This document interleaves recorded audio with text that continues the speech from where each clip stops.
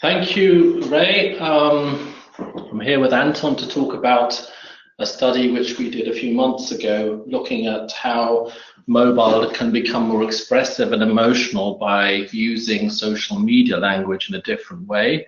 For anybody who doesn't know us, Happy Thinking People is a global qualitative consultancy. Right now we're sitting in Berlin. Anton, do you want to say a word or two about yourself? Sure. So, hi everybody, my name is Anton. I'm a project director here at Happy Thinking People, and I was leading this project we will be talking about today. Cool. So, without further ado, let's get into the project and how we looked at making mobile work harder for us in today's language of social media. I think all of us, we can agree that communications between individuals and in the public spheres are changing. Specifically given the digital revolution and also the rise of the smartphone, which allows for many more possibilities to everyday communication, for example, using pictures and so on. I mean, do you remember the times where we actually used to talk to each other and look each other in the eyes when we were having conversations without our mobile phones distracting us? What a weird time that was. Nowadays, so much of our communications take place on smartphones, and we are not only communicating our smartphones, we are using pictures, we're using emojis, we're using hashtags, we're using filters, and so on and so on. So we as market researchers, we ask ourselves, how can we adapt to this? How can we be more consumer-centric? And even more importantly, we think that consumers shouldn't adapt their behavior to market research, but we should adapt our methodologies to the consumer's world and the way they are communicating to make research great again.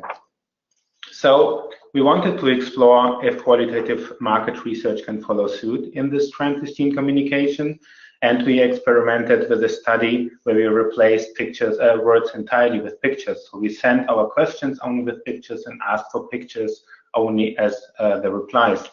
However, we quickly found out that a pictures-only approach doesn't work as a methodology, because we as researchers, we didn't have the context to understand what the pictures exactly meant. Okay, we can do better, we thought. So we moved on, we made a second attempt. And as we learned to understand pictures, we need the context, and pure images lack this kind of context. But lately, as I was explaining before, there has been a trend in everyday communication to augment pictures with certain elements and add the context necessary to understand these pictures. I'm quite sure that everybody here knows what Snapchat and Instagram is, and probably using one of these two apps or many others on a daily basis. So basically, augmented pictures are all those pictures you see on Snapchat or Instagram or other platforms. So pictures that are enhanced with emojis, with doodles, with hashtags, and so on, to give them a deeper layer of meaning. We conducted an experimental research with young women in India, USA, and Germany, where we again posted pictorial questions and asked respondents for pictorial responses. However, this time we had a test group and a control group, and the control group were only allowed to send average or pure pictures without any augmentation, complemented with words to give an explanation of the picture, and the test group itself only sent us augmented pictures without any additional words as a comment. This time, this experiment worked very, very well, and the augmented elements added many new layers to the communication, and thus to the understanding of the research output. And that's what we'll take you through these now. Thanks, Anton. Augmentation in pictures for us was much, much more than just about a smile or a frown. And say it up front, the experiment worked extremely well. When we looked at the test versus a control group, these are pixelated pictures for data protection reasons. The selfies that were augmented had an emotional expressiveness and an individuality which jumped off the page, if that's a modern expression.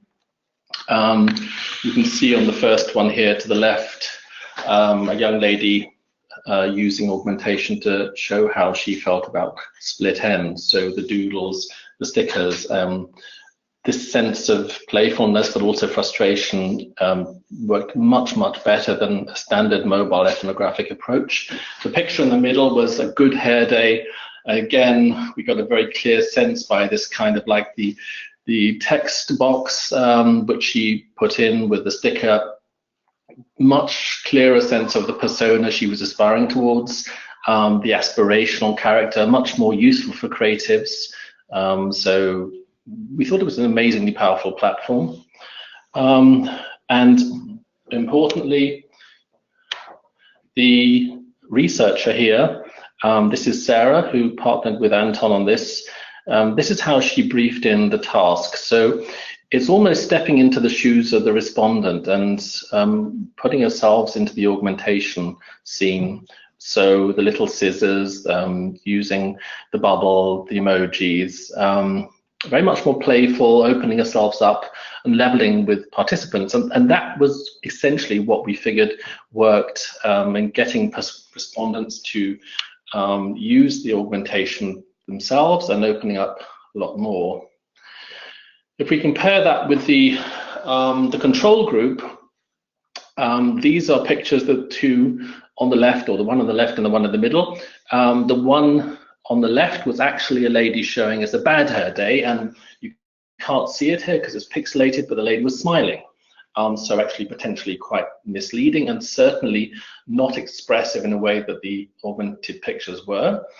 And the lady in the middle wanted to show us her wonderfully volumed hair, but again, there's very little emotion.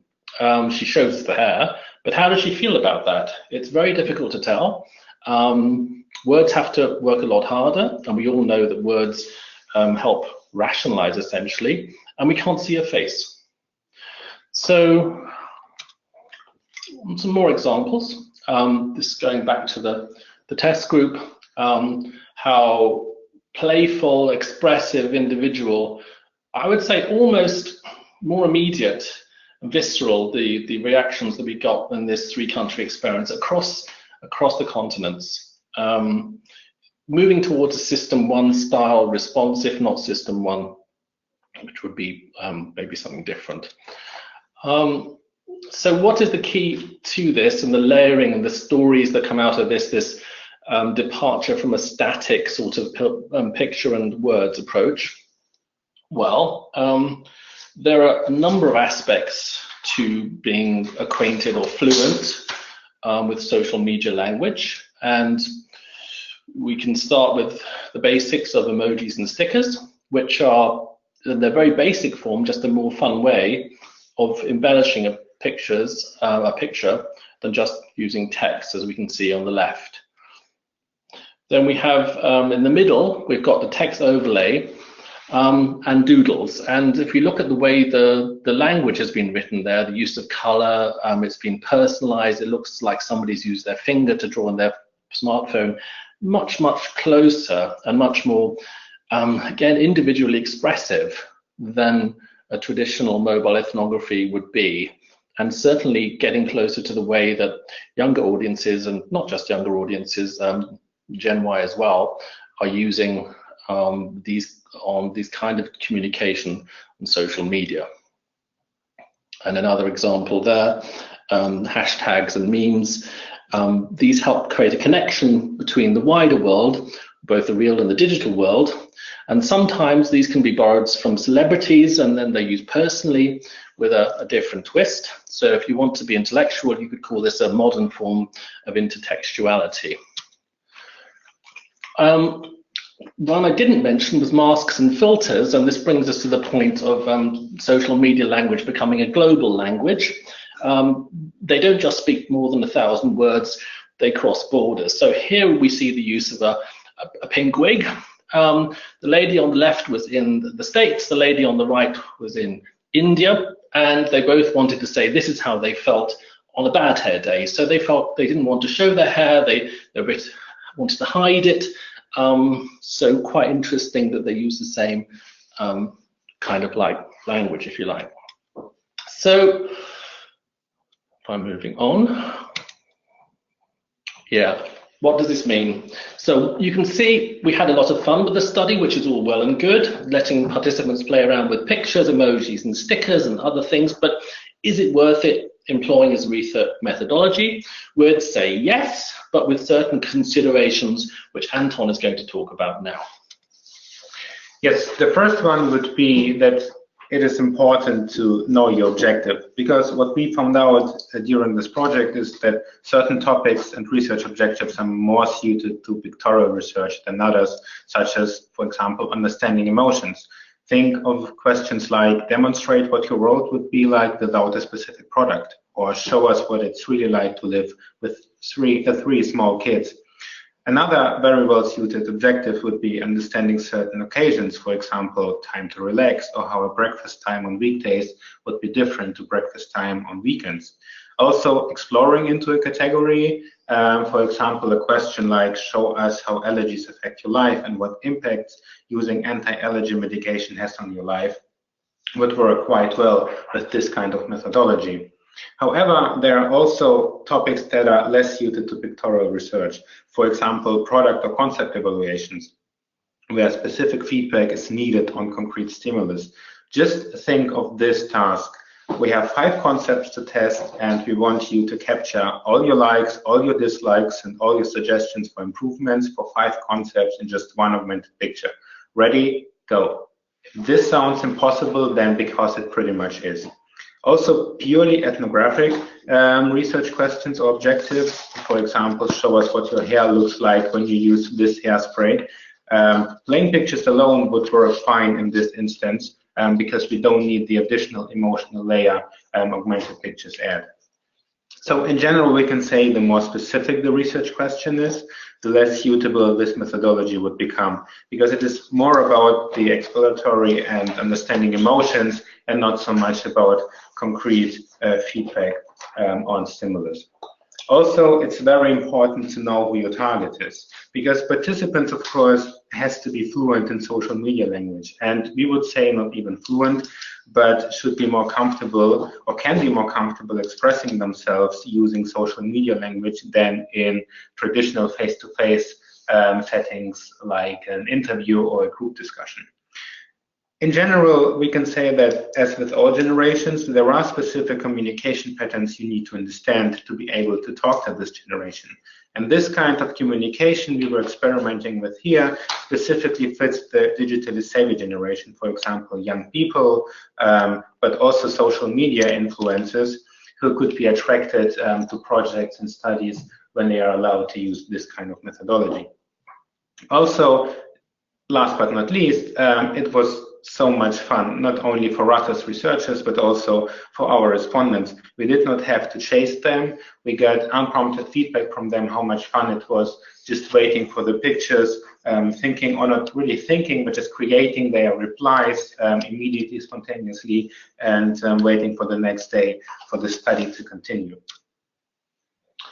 I think what we also learned in making it work was that as researchers, it's very good to try to imitate the kind of behaviors we'd like participants to engage in. So here's Sarah again with tasks, and we felt that it was a very good idea to lead with augmentation pictures to get respondents to imitate you, to get towards reciprocity.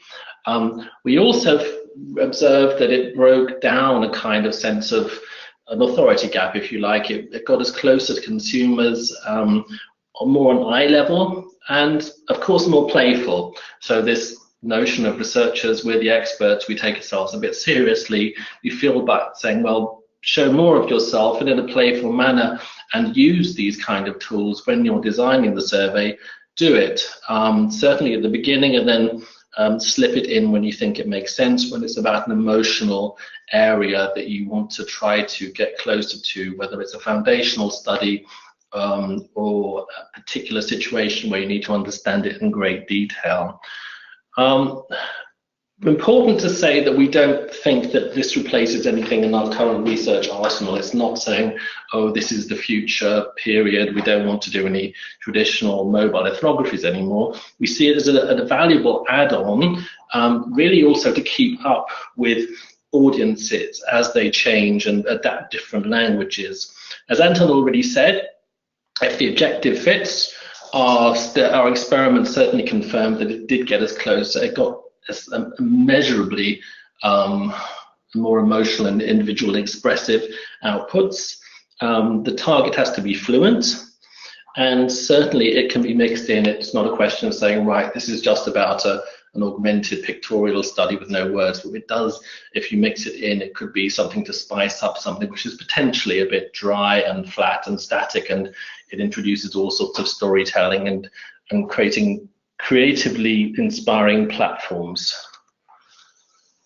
So in this short presentation, we've seen how augmented pictures can bring us so much closer to respondents' emotions when used correctly. But what's really important here is that this methodology is closer to how we communicate nowadays in everyday communication. The digital world is changing constantly, and devices are changing, are improved constantly. New devices are launched at lower price points. So this technology that allows or enables consumers, people to talk this way is becoming available to much more people. People adapt to this kind of language and this kind of communication.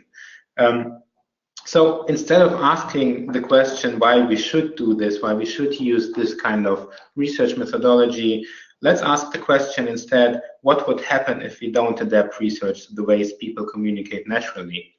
The research world and the real world are not two planets existing in silos. So let's bring the research universe closer to the real universe, because let's face it, we may be researchers, but we're all living in the real world, aren't we?